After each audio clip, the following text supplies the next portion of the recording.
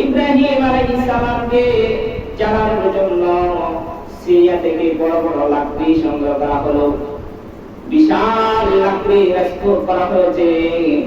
সেই লাকড়ির স্তূপের মধ্যে আগুন ধরিয়ে দেওয়া হয়েছে। এমন অগ্নিশিখা প্রজ্বলিত হয়েছে, 4 মাইল পর্যন্ত আগুনের তাপ বিস্তার করেছে। আকাশের মধ্যে পাখি ওড়া পর্যন্ত বন্ধ হয়ে গেছে। এত অগ্নিদণ্ড শুরু হয়েছে। ইব্রাহিম আলাইহিস সালামকে সে আগুনের মধ্যে নিক্ষেপ করা হবে। 4 মাইলের ভিতরে আগুনের কাছে যাওয়া যায় না। ইব্রাহিম আলাইহিস সালামকে কিভাবে আগুনের মধ্যে নিক্ষেপ করা হবে তারা চিন্তায় পড়ে গেলেন। অবশেষে শয়তান ভদ্রবেশে তাদেরকে পরামর্শ দেওয়ার জন্য আসছেন। বর্তমান সময়ে ক্যারেন আছে না নাই? ক্যারেনের মাধ্যমে দূর থেকে মালামাল অপহরণ দেওয়া হয়। শয়তানের পরামর্শ ক্রমে গাছ দিয়ে একটা সড়ক বানানো হলো। বলে সড়কের মাধ্যমে, সড়ক ঘোরানোর মাধ্যমে তোমরা ইব্রাহিমকে আগুনের মাঝখানে ফেলে দিতে পারবা। গাছ দিয়ে একটি বড় একটি সড়ক বানানো হলো। ইব্রাহিম আলাইহিস সালামকে লোহার শিকল দ্বারা হাত পা বেঁধে নেওয়া হলো। সড়কের মাথার মধ্যে তাকে বেঁধে নিলেন। সড়কের মাথার মধ্যে বেঁধে নিয়ে সড়ক ঘুরায়, কিন্তু সড়ক ঘুরে না। সড়ক যতই ঘোরাবার চেষ্টা করে কিন্তু সড়ক ঘুরে না। শয়তান আবার আসছে কুমন্ত্রণা দেওয়ার জন্য। আরে তোমরা তো বোঝো না, এই সড়কের মধ্যে তো হাজার হাজার ফেরেশতা বেষ্টনী করে সড়ককে আটকে ধরে গেছে। সুতরাং আগে এই ফেরেশতাগুলোকে এখান থেকে দূর করে সরাই দিতে হবে। এখান থেকে তাদেরকে তাড়াইতে হবে। বলে কিভাবে তাড়াবো? বলে আমার কাছে একটা বুদ্ধি আছে, সেই বুদ্ধি যদি তোমরা আমল করো তাহলে অতি সহজেই ইব্রাহিমকে আগুনের মধ্যে নিক্ষেপ করতে পারবা। বলে কি বুদ্ধি? গ্রামে মহল্লায় যত সুন্দরী রমণী আছে সবগুলোকে এখানে উপস্থিত করো। তাদের অর্থবহন করে নৃত্য পরিবেশন করতে লাগিয়ে দাও। এখানে না যায় অবৈধ কাজ চলবে। তারা নুরানি নূরের তৈরি পবিত্র, তারা সেই অপবিত্র জায়গার মধ্যে তারা থাকতে পারে না। তারা যখন নৃত্য পরিবেশন করবে তারা মুহূর্তের মধ্যে পালিয়ে যাবে। আর তখন তোমরা ইব্রাহিমকে আগুনের মধ্যে নিক্ষেপ করতে পারবা। ঠিক তাই করা হলো। দেশের সমাজের যুবতী নারীদেরকে সেখানে উপস্থিত করা হলো। অর্ধ উলঙ্গ করে তাদেরকে নৃত্য পরিবেশন করার মধ্যে লাগিয়ে দিল। যখন তারা নৃত্য পরিবেশন করতে লাগলেন, এমন মুহূর্তে নূরের তৈরি রহমতের ফেরেশতারা সেখান থেকে চলে গেছে। এবার সড়ক ঘুরে, কেন এখন আর ফেরেশতা নাই? ঠিক সমাজে মহল্লায় যেখানে অশ্লীলতা থাকবে, যেখানে উলঙ্গপনা থাকবে, যেখানে বেহায়াপনা থাকবে, যেখানে উলঙ্গ নৃত্য পরিবেশন চলবে, সেখানে রহমতের ফেরেশতা থাকে না। সমাজে মহল্লায় রাষ্ট্রে যেখানে উলঙ্গপনা চলবে, ওই এলাকার মধ্যে, ওই মহল্লার মধ্যে রহমতের ফেরেশতা থাকে না। যখন রহমতের ফেরেশতা থাকে না, তখন অতি সহজে আল্লাহর আযাব ও গজব ওই মহল্লার মধ্যে, এলাকার মধ্যে নিপীড়িত হয়। তাহলে আল্লাহ তাআলার নাফরমানি এবং গজব থেকে বাঁচার জন্য আমাদেরকে এই সমস্ত নাপাক নেপাকমূলক কাজকর্ম থেকে, অবৈধ অশ্লীলতা, নাচ গান, উলঙ্গপনা, বেহায়াপনা থেকে আমাদেরকে বিরত থাকতে হবে। কি হবে না? যখন অশ্লীলতা বেড়ে যাবে তখন আল্লাহর রহমত উঠে যাবে, রহমতের ফেরেশতারা দূরে সরে যাবে। যখন বান্দার জন্য মাগফিরাত কামনা করার মতো কেউ যখন থাকবে না, তখনই আল্লাহ তাআলা গজব ওই সমস্ত বান্দাদের উপর করবে। ইব্রাহিম আলাইহিস সালামকে আবার সড়কে ঘোরানো যাচ্ছে। চতুর্দিকে ইব্রাহিম আলাইহিস সালামকে সড়কের মাধ্যমে ঘোরানো হচ্ছে। ঘুরাইতে এক পর্যায়ে আগুনের মাঝখানে নিক্ষেপ করবেন, ফেলে দিবেন।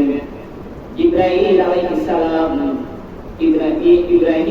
সালামের কাছে এসে উপস্থিত, ইব্রাহিম তুমি যদি বলো মুহূর্তের মধ্যে আমি এত বড় আগুনের স্তূপ আমি নিভিয়ে নিঃশেষ করে দিব। ইব্রাহিম আলাইহিস সালাম বললেন, তুমি কেন আগুন নিভাবে? যে আল্লাহ আমাকে সৃষ্টি করেছেন, যে আল্লাহ কি দেখে না তার বান্দা আগুনের মধ্যে পুড়ে তাই হয়ে যাবে, সেটাকে আল্লাহ দেখে না? আল্লাহ যদি শান্ত হয়, আল্লাহ যদি চায় আমি মরে যাব, তাহলে আমি মরে যাব। ডাইরেক্ট অ্যাকশন, ইব্রাহিম আলাইহিস সালাম ডাইরেক্ট অ্যাকশন। কারো জন্য কারো কোনো মুখাপেক্ষী নয়, মুখাপেক্ষী কার? একমাত্র আল্লাহ। যে আল্লাহ কি দেখে না? তার খুলে তার পেয়ারা বান্দা আগুনে পড়ে ছাই হবে, আল্লাহ কি দেখে না? আল্লাহ পাক রব্বুল আলামিন সাথে সাথে আগুনের উপরে পয়গাম জারি করে দিলেন, কুল্লা ইয়া নারু কুনি বারদাও ওয়া সালামান আলা ইব্রাহিম। আল্লাহ তাআলা হে আগুন, নিরাপদ শান্তিদায়ক হয়ে যাও আমার ইব্রাহিমের জন্য, নিরাপদ শান্তিদায়ক হয়ে যাও। আল্লাহ পাক রব্বুল আলামিন বলতেন যে আগুন ঠান্ডা হয়ে যাও, তাহলে দুনিয়ার সকল আগুন ঠান্ডা হয়ে যেত। চুলার মধ্যে আর আগুন জ্বলত না, মানুষ খাওয়ার উপযোগী হারিয়ে ফেলত, চুলার মধ্যে আগুন নেমে যেত। সেজন্য আল্লাহ পাক রব্বুল আলামিন বলেন নিরাপদ শান্তিদায়ক হয়ে যাও, শুধু আলা ইব্রাহিম, শুধু ইব্রাহিমের জন্য। তার জন্য আলা ইব্রাহিম, আমার ইব্রাহিমের জন্য শান্তিদায়ক হয়ে যাও। শুধু কেমন শান্তি? এমন শান্তি, এমন শীতল হয়ে না যে বরফে পরিণত হয়ে যায়। ঠান্ডার কারণে আমার ইব্রাহিমের কষ্ট হবে। আলা ইব্রাহিম, শান্তিদায়ক ঠান্ডা হয়ে যাও। যে যেটুকু শীতল হলে ইব্রাহিম আলাইহিস সালামের আর কষ্ট হবে না, শান্তিতে বসবাস করতে পারবে, এরকম তুমি শীতল হয়ে যাও, ঠান্ডা হয়ে যাও। ইব্রাহিম আলাইহিস সালামকে এক পর্যায়ে সড়কের মাধ্যমে আগুনের স্তূপের মধ্যখানে ফেলে দেওয়া হলো। আগুনের মধ্যে নিক্ষেপ করার সাথে সাথে লোহার শিকল গুলা পড়ে ছাই হয়ে গেছে। ইব্রাহিম আলাইহিস সালামের গায়ের মধ্যে যে পোশাক ছিল, মুহূর্তের মধ্যে পোশাক গুলা ঝরে পড়ে ছাই হয়ে গেছে। কিন্তু ইব্রাহিম আলাইহিস সালামের শরীরে একটি পশম পর্যন্ত পড়ে নাই। ইব্রাহিম আলাইহিস সালাম উলঙ্গ অবস্থায় সেখানে থাকবেন, একাকী অবস্থায় ইব্রাহিম আলাইহিস সালাম আগুনের মধ্যে সময় কাটাবেন, তার কষ্ট হবে। আল্লাহ পাক রব্বুল আলামিন ইব্রাহিম আলাইহিস সালামের জন্য তার পছন্দের সঙ্গীর ব্যবস্থা করে দিলেন। সুবহানাল্লাহ। শুধু তাই নয়, জান্নাত থেকে তার জন্য পোশাকের ব্যবস্থা করলেন। আগুনকে আল্লাহ পাক রব্বুল আলামিন ফুলের বাগানে পরিণত করে দিলেন। বেহেশত থেকে দৈনিক খাবারের ব্যবস্থা করে দিলেন। একদিন নয়, 2 দিন নয়, 40 দিন পর্যন্ত ইব্রাহিম আলাইহিস সালাম এই আগুনের স্তূপের মধ্যে বসবাস করেছেন। সুবহানাল্লাহ। একটা আগুনের স্তূপ তার কয়দিন থাকে? 40 দিন পর্যন্ত ছিল, আরো থাকবে। এক পর্যায়ে যখন আগুন আস্তে আস্তে নিভতে শুরু করলো, কাফেররা বলতেছেন আজকে দীর্ঘ 40 দিন পর্যন্ত আগুনের স্তূপের মধ্যে ইব্রাহিমকে জ্বালানো হলো। ইব্রাহিম আলাইহিস সালামের ছায়াও খুঁজে পাওয়া যাবে না। ছায়া একটা মানুষ করতে 40 দিন লাগে। আমরা আমাদের বৌদ্ধ ধর্মের যারা কোরআন কয়েক ঘন্টা শেষ হয়ে যায়, সেগুলো 40 দিন। ছায়া তো থাকার কথা না, বলে ছায়া থাকার কথা নয়, তবে হাড্ডির কিছু ছাই থাকতে পারে। হাড্ডির ছাই দেখে হলো আমরা আত্মতৃপ্তি করতে পারবো। চলো আমরা একটু দেখে আসি। ইব্রাহিমের ছাই দেখার জন্য সকলে আগুনের চতুর্পাশে ঘেরাও হয়ে আছে। যখন আগুন স্থির হয়ে গেল, নেমে গেল, দেখতেছে সুনাম দেহের অধিকারী এক সুন্দর যুবক হাসি উজ্জ্বল চেহারা নিয়ে সেখান থেকে বাইরে আসতেছেন। সকলে তো হতভম্ব হয়ে উঠল। আশ্চর্য ব্যাপার, একদিন নয়, 2 দিন নয়, 40 দিন পর্যন্ত তাকে আগুন করা হলো, তার কিছু হলো না।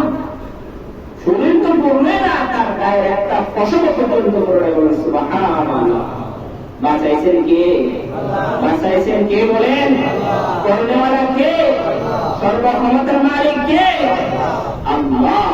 আল্লাহ যাকে বাঁচাইতে পারে তাকে কেউ মারতে পারে না। আল্লাহ যাকে উপকার করে তার ধ্বংস কেউ করতে পারে না। যাই হোক, ইব্রাহিম আলাইহিস সালাম যে আউটনি পর্বতকে বাইর করেছেন, সেটা কোন দিন ছিল? 10ই মুহররম। সেটা কোন দিন ছিল? 10ই মুহররম। এভাবে আরো ঐতিহাসিক